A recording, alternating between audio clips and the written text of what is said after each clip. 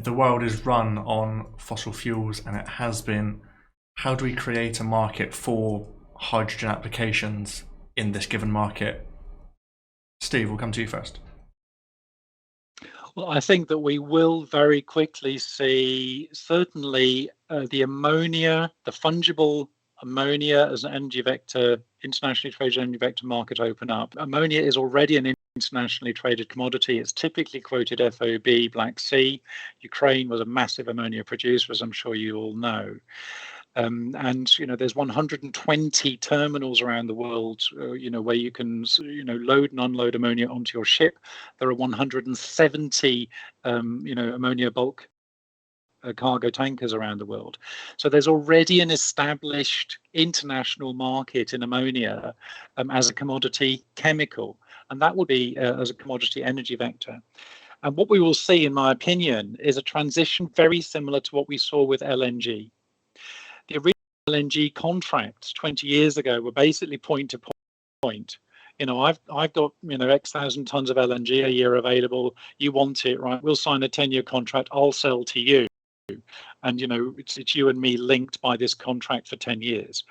And then it evolves to become a bit more like crude oil, where there's simply an price for West Texas crude, or an international price for Brent. And in my opinion, we'll see the ammonia market go in that direction first. Then we'll see the hydrogen, whether it's liquid hydrogen or hydrogen or LOHCs. But then we'll see, the international shipping of hydrogen as an energy vector follow suit. But I actually think that the whole hydrogen economy is being overtaken at present by the ammonia economy. And we'll see ammonia as a fungible, internationally traded energy vector very, very quickly. Sure, thanks, Steve. And Moritz, we'll come to you on this chicken and egg situation. How do we create this market for hydrogen? Yeah, I think it's a very, very good question. I mean, so I think, I agree with Steve in a way that for ammonia we have a lot of infrastructure already for large scale production and transport and receiving also in place already.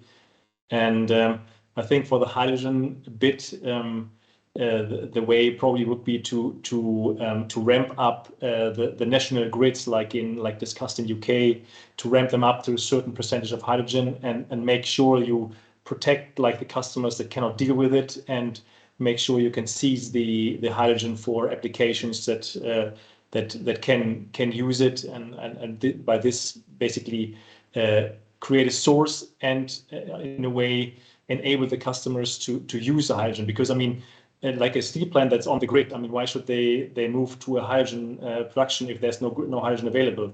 So they need to have some source and some means to smoothly transition their processes along the way. And so I think you have to, it goes over the pipeline providers. Thank you for that, Moritz. And Jörg, we'll get your take on this as well. Yes, I guess first of all, it's also, so we use a lot of hydrogen in different industries, especially the chemical industry, petrochemical industry. So instead of their producing the hydrogens and with the classical systems, we should go more and more to green hydrogen already. And also for other locations where this hydrogen is needed, then really, to utilize the gas grid, to bring it there. So when you take, for example, I drive a car which is fired by CNG, so compressed natural gas. So you could easily go also in the whole transportation sector, especially heavy duty transportation, and have fuel cell driven cars.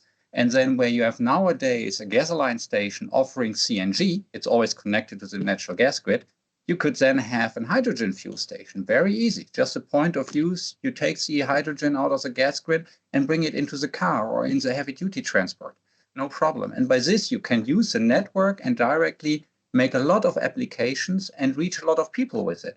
We don't have to burn fuel or diesel in a car to come forward. We can use electricity for it. And we can not only use batteries, but we can also use fuel cell driven cars. And then you get the whole story in one flow. You just use the gas grid, distribute it everywhere. You have everywhere small points of use for the hydrogen. And then really you, me, everybody can use it for his own transportation in the future.